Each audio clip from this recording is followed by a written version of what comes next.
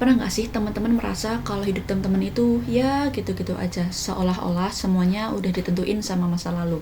Nah, hari ini kita bakalan bongkar pemikiran itu. Kita akan kenalan sama salah satu tokoh penting di dunia psikologi, Adler Adler. Menurut dia, kita ini semua punya kekuatan buat jadi arsitek di kehidupan kita sendiri. Menarik kan? Oke, kita langsung mulai aja. Oke, biar gampang intinya coba kita bandingin Adler sama ya rekan kerjanya yang lebih bahkan Sigmund Freud. Kalau Freud itu ibarat arkeolog ya, kerjanya gali-gali masa lalu terus. Nah, Adler ini beda. Dia itu arsitek. Fokusnya apa? Membangun masa depan. Jadi, Adler nggak setuju kalau kita ini dianggap kayak potongan-potongan puzzle yang berantakan.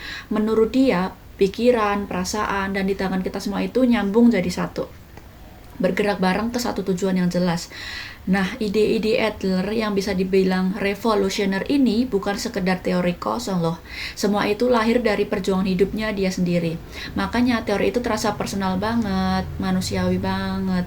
Coba kita lihat sebentar ya perjalanan hidupnya. Masa kecil Adler itu, wah jauh dari mudah. Dia sering banget sakit, fisiknya lemah, bahkan dia harus melihat adiknya sendiri meninggal tepat di sebelahnya.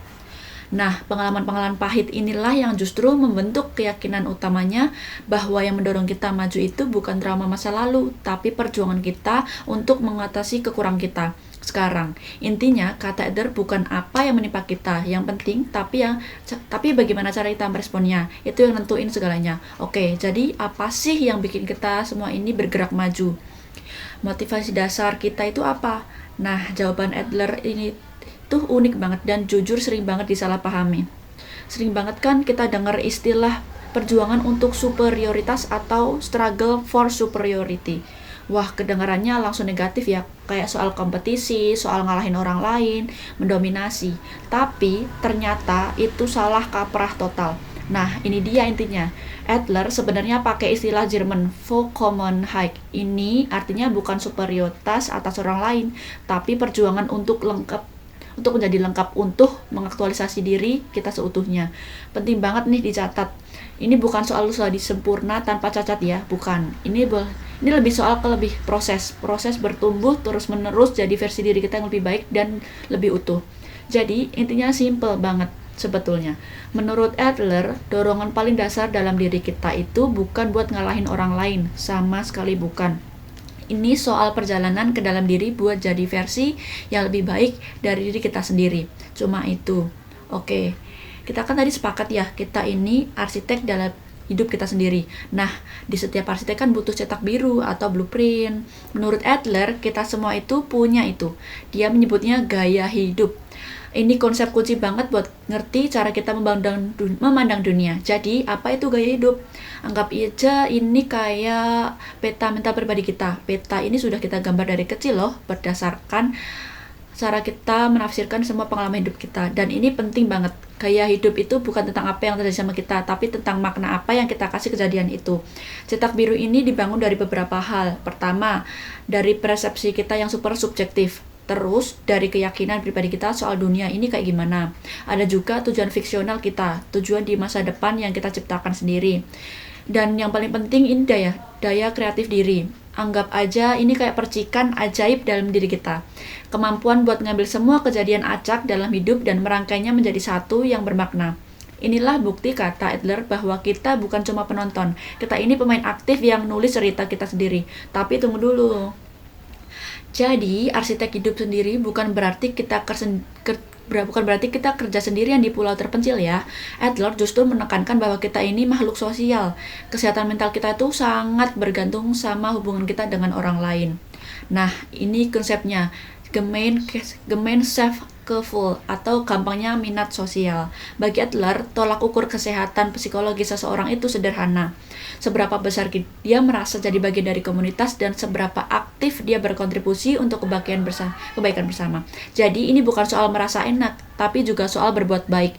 Dua-duanya harus jalan. Menurut Adler, minat sosial kita ini bakal diuji di 3 arena utama kehidupan. Dia ini sebut 3 universal. Pertama, pekerjaan, ini soal kontribusi kita ke masyarakat. Yang kedua, hubungan sosial, ini soal pertemanan kita. Dan yang ketiga, cinta, ini soal kemampuan kita membangun hubungan yang intim. Nah, seiring waktu, para pengikut Adler mikir, kayaknya ada yang kurang nih. Akhirnya, mereka memperluas konsep ini jadi 6 tugas. Mereka nambahin 3 lagi hubungan kita dengan diri sendiri. Pencarian spiritualitas atau makna hidup dan peran kita dalam keluarga.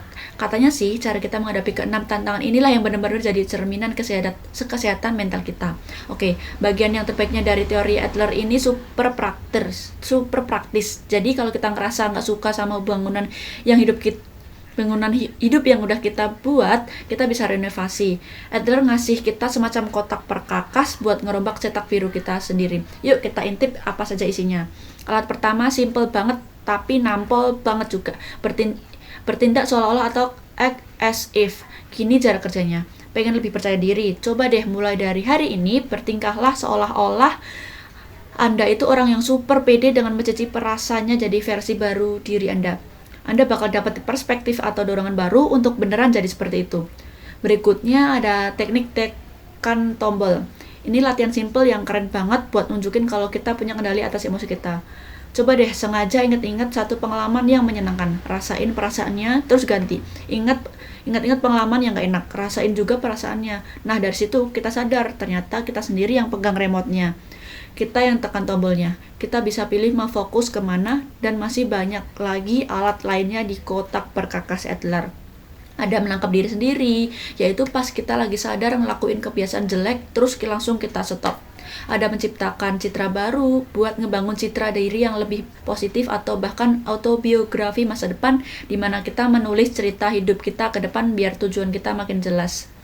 Semua ini bukti kalau teori Adler itu bukan cuma buat dipikirin, tapi buat dilakuin. Jadi, kesimpulannya, pesan utama dari Alfred Adler itu benar-benar empowering. Kita nggak dirantai sama masa lalu kita nggak didefinisikan sama kelemahan kita.